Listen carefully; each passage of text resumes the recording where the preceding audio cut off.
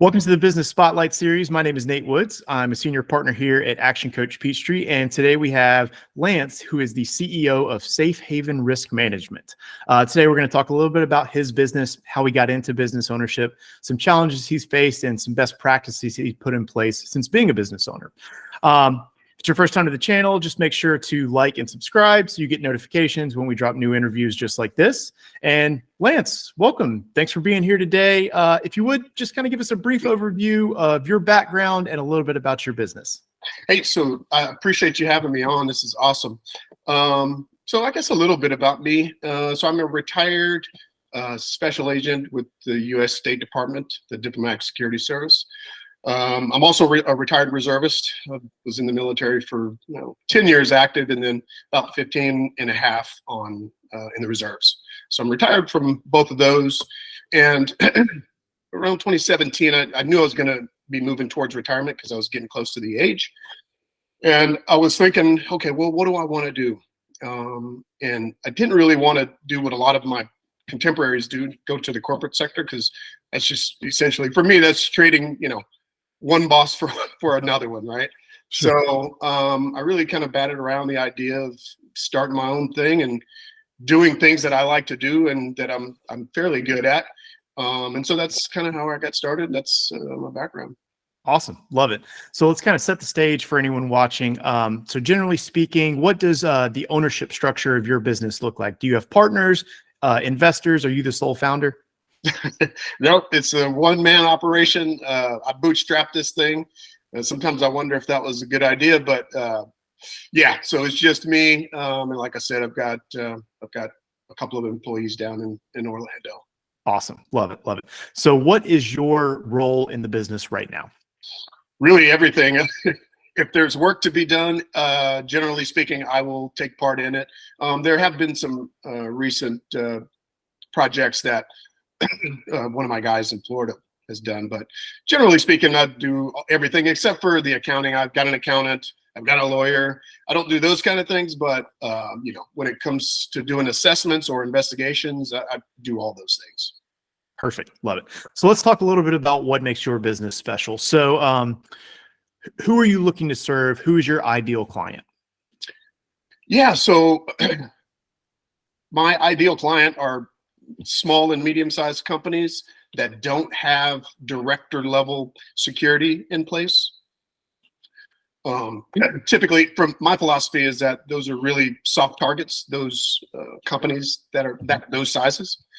And so, yeah, so I focus on small to medium-sized organizations with that aspect of the work, with the investigations and the assessments.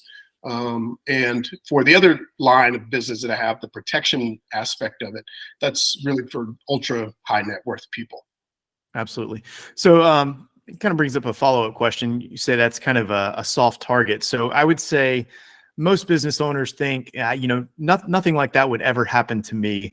How would you encourage them to go about security, maybe thinking on it a little bit deeper?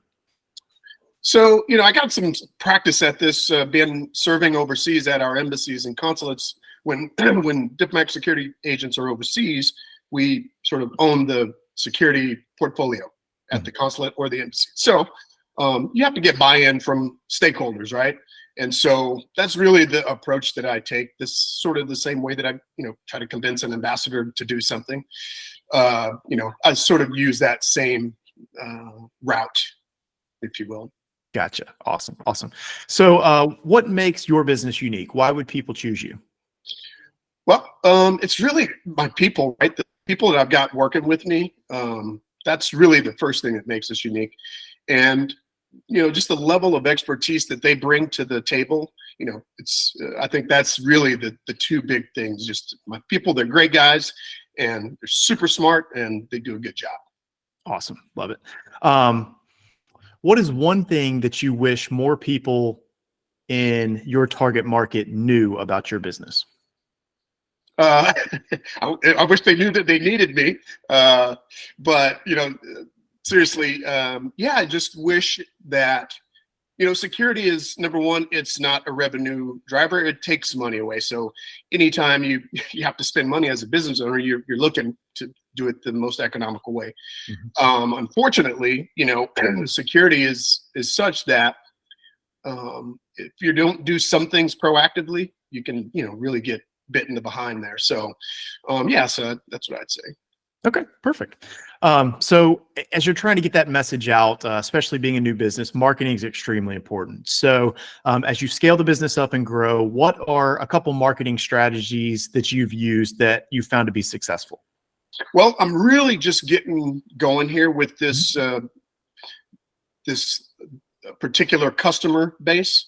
So I'm in the early stages of it. When I first opened up, so I actually formed the business. If I could go back a little bit, Yeah. I actually formed the business a couple of years before I retired, so like 2017, Okay. and I sort of put it on the shelf. And then I retired at the end of 2020, and then so January 1st of 21, now I'm a live business. One of the things that I didn't really factor, and I don't have a business background, so I was just thinking in my mind, hey, you're Lance, you got all these credentials, you should be able to hang up a shingle and people are going to just come to you. And I learned that lesson the hard way. So now I've got a marketing plan in place and I'm starting to enact it. And it's going to involve social media, quite a bit. And so this is really a new turn or twist in the direction that the business is headed from when I started. Awesome. Awesome.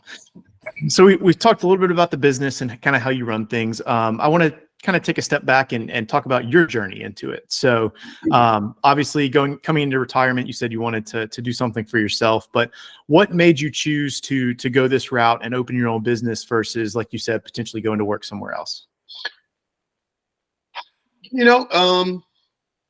I don't know. In some regards, I'm kind of a renegade when it comes to stuff like that. If everyone's doing something, I might just do the opposite just because, right? But I really did. Years and years ago, I thought about having a security company. So I Mhm. did some security work when I was in college and all that stuff. So, so yeah, that's kind of how I got to opening up a business. I just sort of thought about it and said, hey, man, let's just do it. Awesome. Awesome. So talk about kind of your journey so far. Has there been kind of a roadblock or a hurdle that you had to overcome that really stands out in your mind? Yeah, that marketing plan that I told you about, the thing that businesses need to get customers. But just learning, it has been a serious learning journey for me. I'm glad that I did some of the things early on, like get a lawyer, get an accountant, because I'd probably be in a much different place had I not done those things before. They kind of saved me with that. But yeah, that's what I'd say. Yeah. Awesome. So the future is bright as you grow this company. Where do you see the business in the next 3 to 5 years? I'm hoping to really develop the model that I'm marketing for now, to get that dialed in Atlanta, and then I'd like to kind of duplicate that in the Orlando area with my guys there, sort of doing the same Mhm. thing.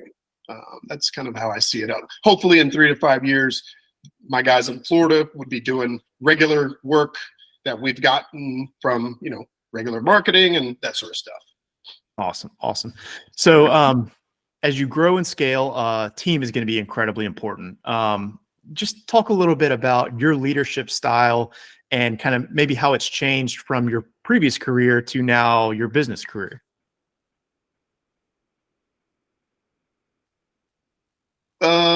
My time in the Army, the Army's leadership styles in the Army, it's pretty straightforward. It's rank based, so it's sort of go do this, and everybody does that. Transitioning into federal law enforcement, it's a much more loose, animal. Really, it's for instance, my last overseas assignment, I spent a year in Lahore, Pakistan, as the security chief at our consulate there, and I had two other agents that were working for me, but we had a huge security apparatus that included a contract guard force, Pakistani Rangers, military guys. And so really I depended on my two other agents. I essentially said, hey, here's your tasks. Here's what I'm expecting. I'll check back in with you later. So it's very decentralized, and I really appreciate that model because that's how I like to be led. Awesome. Awesome. So it's kind of that approach affected how you look to hire and retain the team members you have now? No, quite honestly, the guys that work with me down in Florida, one was known to me from my Army days. So and we were also agents together. And so that was easy. That was a no-brainer. And then the other gentleman that's with us was introduced to me by my guy down in Florida. And so, yeah, that's how that. Awesome. So we've covered a ton. Before we start to wrap up, I want to go into kind of a rapid fire session. So just quick top of mind answers. Doesn't have to be a ton of thought behind them. Okay. I'll run 3 or 4 by you. So number 1, what is the key to success for you? Hard work, perseverance. Love it. Number 2, what is one piece of advice that you would give other business owners? Study what you're going to be doing. Love it. So that kind of runs right into the next one. Is there one book, podcast, or video series that you're watching right now that you would highly recommend? I really read like a lot of security manuals and stuff. So the stuff that I read is really boring. But every now and again, I'll tune into financial channels, really. But I don't really have a podcast that I'm watching or following right now, or YouTube, really. Okay, cool. So before we get to my final question today, what is the best way for people to learn more about you or about Safe Haven? Man, they could go to my website. That's safehavenriskmanagement.com. They can catch us on X at safehavenrisk, Facebook, safehavenriskmanagement.com, but Safe Haven Risk Management, and Instagram, Safe Haven Risk Management. Perfect. I will link all those in the description so people can easily find them. And my last question for you today is, what most inspires you as you move forward in the business? Just watching other business owners that, I sort of get a little bit of mentorship from, and just watching how they do things. And that's really inspiring for me. Awesome. Lance, it's been great talking to you. Thank you so much for joining me today. Okay. Thanks a lot. Appreciate it.